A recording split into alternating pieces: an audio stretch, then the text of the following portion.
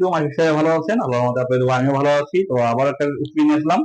আজকে টাকা বলবো সাদা খিচুড়ি, সঙ্গে পাতলা থাকবে। তা চলুন দেখা যাক কিভাবে বানাচ্ছি। খিচুড়িটা আমি আজকে কুকারে পাকাবো।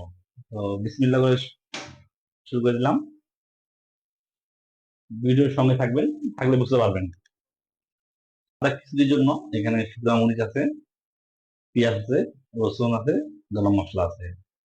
অল্প অল্প করে নিয়েছি সব। তো এখন এখানে আমি ঢেলে দিলাম সবকিছু। তারপর তেলটা আমি লাস্টে দিই, কেন অনেক সময় গরম তেল দিলে ছিটা মারে। তেল- তেলটা বেশি লাগে, এই খিচুড়ি একটু তেল বেশি লাগে। এখন আমরা বাগার মশলাটা গরম হবে, লাল করবো, মশলাটা লাল করবো।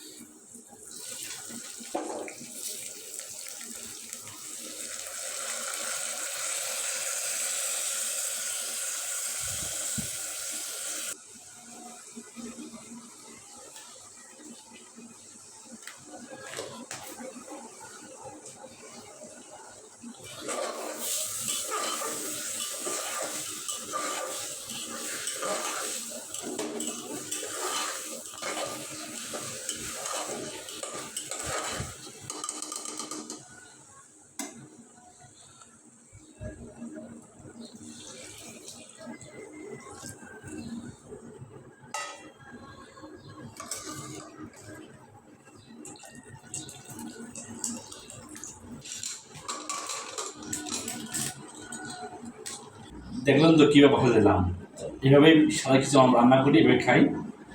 তো এখন চুলা দিয়েছি, বাকিটা দেখা যাক কেমন কালার হয়।